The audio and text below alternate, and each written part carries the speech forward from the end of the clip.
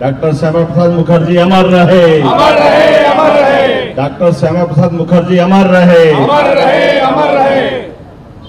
आज जिनका पुण्य स्मरण दिवस है, एक ऐसे महानायक जिन्होंने आज़ादी के पहले और आज़ादी के तुरंत बाद भविष्य की बड़ी चुनौतियां जो देश के सामने आने वाली थी, इसके सामने अपनी बड़ी भूमिका अदा की। हम स्मरण रखें, बंगाल के उस विभाजन के दौर में भी बंगाल बंग भंग योजना अंग्रेजों ने लागू की थी, उसमें भी उस विभीषिका का जनता के सामने चित्र प्रस्तुत कर अपनी भूमिका अदा की। और आज़ादी के तुरंत बाद भले ही लोकसभा जीते, लेकिन लोकसभा के साथ नई सरकार के सामने सबसे बड़ी चुनौती जम्मू कश्मीर की बनेगी। और इस जम्मू कश्मीर की चुनौती को उस समय भांप लेना, ये वाकई कोई डॉक्टर मुखर्जी जैसा व्यक्तित्व ही हो सकता है। जैसे उनके अपने जन्म के बाद से उनके बाकी जीवन काल में दिखाई देती है।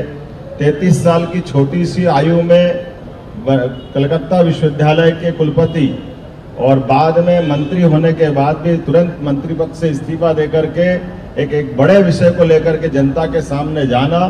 और उससे बढ़कर के 52 के बाद जब उनने अपनी कदम बढ़ाए इस दिशा में कि मैं जम्मू कश्मीर की तरफ पूरे देश का ध्यान आकर्षित करना चाहता हूं। और हमने सबने देखा कि कलकत्ता में जो उनने उस समय उद्घोष किया था कि इसके लिए मैं जो बन पड़ेगा वो करूँगा, और जो कहा वो करके दिखाया। ये जनसंघ के पहले संस्थापक अध्यक्ष का एक तरह से बलिदान भी था। और हमारे देश के लिए ये एक ऐसी भविष्य की बड़ी चुनौती की तरफ सबका ध्यान आकर्षित किया।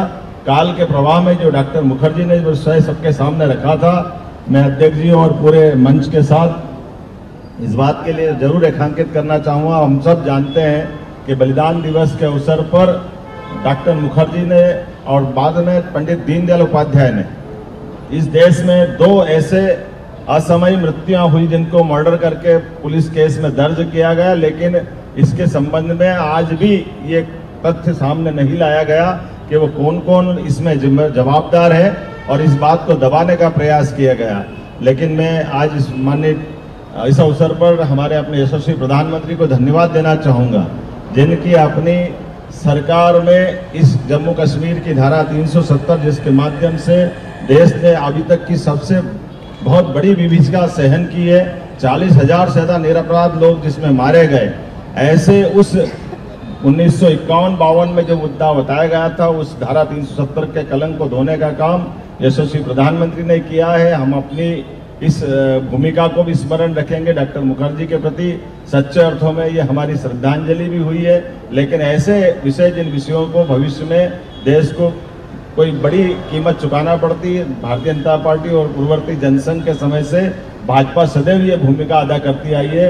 मेरी अपनी ओर से डॉक्टर मुखर्जी के आज बलिदान दिवस के अवसर पर विनम्र श्रद्धांजलि भी अर्पित करता हूँ और उम्मीद करता हूँ कि हम और आप सब मिलकर के मुखर्जी के जीवन के ऐसे विविध पक्षों को और आगे लाने में हम सब अपनी भूमिका अदा करें, उनको जाने, समझे, पढ़ाएं। मेरी अपनी ओर से आज भारतीय जनता पार्टी भोपाल के इस कार्यक्रम में विनम्र श्रद्धांजलि